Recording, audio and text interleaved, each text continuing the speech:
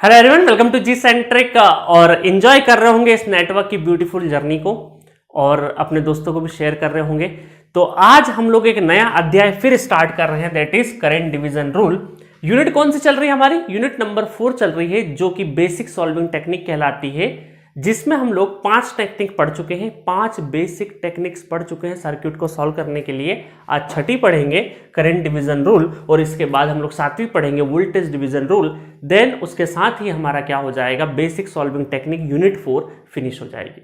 ठीक है, चलिए स्टार्ट करते हैं। तो करंट डिवीजन रूल अपने आप में एक ऐसा रूल है, कई बार स्टूडेंट जब कॉलेज में होते हैं ना, तो ये मनपसंद होता है हमारा करंट डिवीजन रूल कि कहीं हम लोग ढूंढते, देखिए 2-3 चीजें हमारी फेवरेट होती है जब हम कॉलेज में होते हैं। सोर्स ट्रांसफॉर्मेशन, वोल्टेज को करंट, करंट को सोर्स वोल्टेज बना दो। दूसरा इक्विवेलेंट रेजिस्टेंस वगैरह निकालना भी हमारा फेवरेट होता है। दूसरा current division rule, voltage division rule भी हमारे फेवरेट में गिने जाते हैं। ठीक है, चलिए, बट कई बार ये क्वेश्चंस में इस तरीके से लगता है कि हमें दिक्कत दे देता है। ठीक है, चलिए वो देखते हैं, हम लोग पूरा कंप्लीट थ्योरी देखते हैं, उसके ऊपर फिर हम लोग न्यूमेरिकल भी पढ़ेंगे। तो यहां पर एक सिंपल आपका सर्किट गिवन है, एक R1 रेजिस्टेंस है, एक R2 रेजिस्टेंस है, और ये है आपका टोटल करंट। ये है आपका टोटल करंट I। सपोज करिए करंट सोर्स गिवन है, तो ये टोटल करंट I गिवन है आपका। और मैं अगर आपसे पूछूं कि इस R1 रेजिस्टेंस में करंट जा रहा है I1 और इसमें जा रहा है I2 करंट, तो इन दोनों करंट की वैल्यू बताइए, ये आपसे मैंने पूछा है। तो आपको करंट डिवीजन, ये जो I है, I करंट है, ये इन दोनों ब्रांच में क्या हो रहा होगा, डिवाइड हो रहा होगा। इस वजह से इसका नाम क्या है, करंट डिवीजन रूल है ना। इस टॉपिक का नाम क्या है कि एक करंट डिवीजन रूल। किसका डिवीजन हो रहा है? करंट का डिवीजन हो रहा है। और करंट का डिवीजन किसके अकॉर्डिंग होगा? इन रेजिस्टेंसेस की वैल्यू के अकॉर्डिंग। ठीक है, तो चलिए सबसे अगर पहले मुझे I1 निकालना है, अगर I1 करंट निकालना है तो मुझे क्या करना है? अब देखिए इन दोनों रेजिस्टेंसेस में इस चीज का ध्यान रखना कि अगर आपको I1 निकालना है तो न्यूमरेटर में जिसमें नहीं निकालना वो आएगा अपॉन दोनों का टोटल R1 प्लस R2, ठीक है, into total current I, into total current I। समझ में आया? रेजिस्टेंस में करंट डिवीजन रूल निकालना है, मतलब जिस भी ब्रांच में आप निकाल रहे हैं तो न्यूमरेटर में क्या, कौन सी वैल्यू आएगी, जिसमें नहीं निकाल रहे वो वाली वैल्यू आएगी। ठीक है, सिमिलरली अगर मुझे I2 निकालना है तो I2 अगर करंट निकालना है तो जिसमें नहीं निकालना वो न्यूमरेटर में आएगा R1, that is R1 divided by R1 plus R2 total, और मल्टीप्लाई क्या हो जाएगा, टोटल करंट है ना, मल्टीप्लाई क्या हो जाएगा, ये टोटल करंट का मल्टीप्लीकेशन है। ठीक है, टोटल करंट का मल्टीप्लीकेशन। बस ये रहा फॉर्मूला, है ना। आप सोच रहे होंगे सर खत्म हो गया? बिल्कुल खत्म हो गया, इससे ज्यादा की आपको नीड नहीं है। बट बहुत कम लोग जानते हैं कि करंट डिवीजन रूल सिर्फ और सिर्फ तभी अप्लीकेबल होगा जब आपकी 2 ब्रांचेस होगी, है ना। डिवीजन के लिए 2 ब्रांच तो चाहिए। तो जब ये फॉर्मूला कब वैलिड होगा, जब आपका करंट, जो टोटल करंट है, वो 2 ब्रांच में डिवाइड हो रहा होगा, और वो 2 ब्रांच आपकी काय में कनेक्टेड होनी चाहिए, पैरेलल में कनेक्टेड होनी चाहिए। काय में कनेक्टेड होनी चाहिए, पैरेलल में कनेक्टेड होनी चाहिए। तो करंट डिवीजन रूल अगर लगाना है तो हमें क्या क्या चाहिए? पहली चीज तो ये 2 ही ब्रांच में लगेगा, सिर्फ 2 ब्रांच में लगेगा, और वो दोनों ब्रांच एक दूसरे के क्या होनी चाहिए, पैरेलल होनी चाहिए। और तीसरी चीज है कि आपको टोटल करंट की इंफॉर्मेशन भी पता होनी चाहिए। अगर ये टोटल करंट नहीं पता रहेगा तो हम लोग I1 I2 कैसे निकालेंगे? नहीं निकाल पाएंगे। तो आपको टोटल करंट भी गिवन होना चाहिए। ठीक है, तो ये मैंने जितनी बातें बोली, ये मैंने क्या कर दिया, आगे चल के एक नोट पॉइंट लिखवा दिए। नोट पॉइंट आपको मिल जाएगा पीडीएफ में। Current division rule is applicable for only 2 branches which is connected in parallel only, और गिवन टोटल करंट।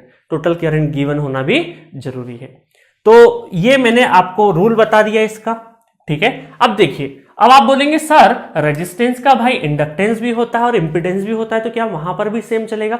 बिल्कुल, वहां पर भी सेम चलेगा। सपोज करिए ये आपको मैंने यहां पे इंडक्टर दे दिया, तो ये टोटल करंट I है, और ये I1 करंट, और ये I2 करंट। अब आप बोलेंगे सर अगर ये डीसी है तो ये इंडक्टर तो शॉर्ट हो जाएगा। बिल्कुल हो जाएगा, बट अभी मैं इस डिस्कशन में नहीं जा रहा हूं, अभी मैं सिर्फ फॉर्मूले बता रहा हूं।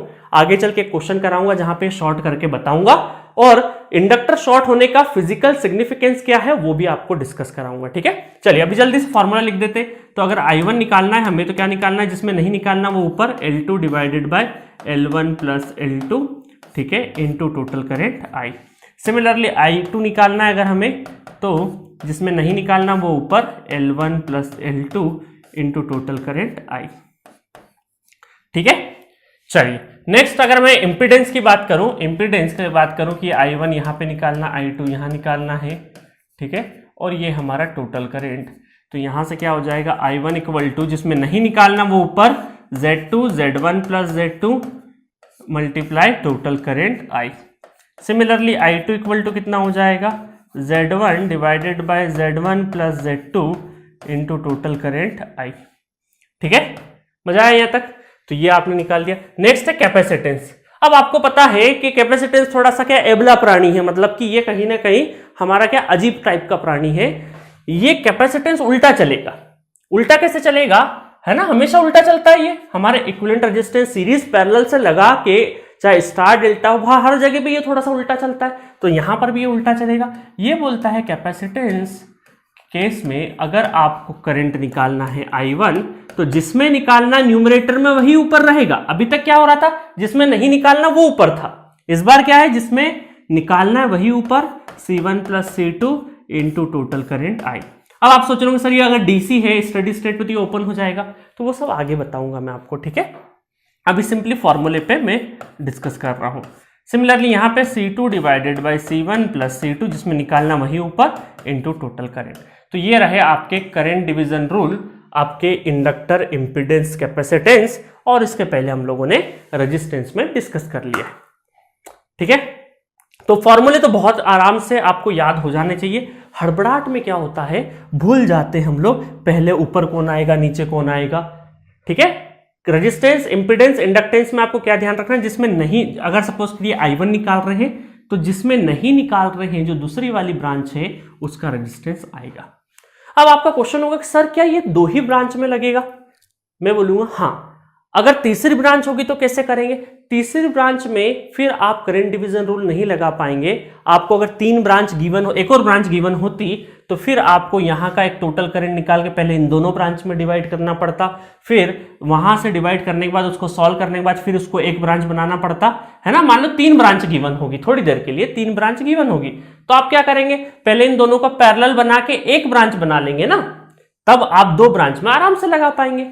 तो ऐसे क्वेश्चंस में अभी करवाऊंगा, एक से ज्यादा ब्रांचेस में किस तरीके से करंट डिवीजन रूल लगेगा वो भी अभी मैं डिस्कस कराऊंगा क्वेश्चन के थ्रू। ठीक है, चलिए अब जल्दी से हम लोग क्वेश्चन स्टार्ट करते हैं, क्वेश्चन करेंगे। सो ये नोट पॉइंट भी आपको ध्यान रखना है।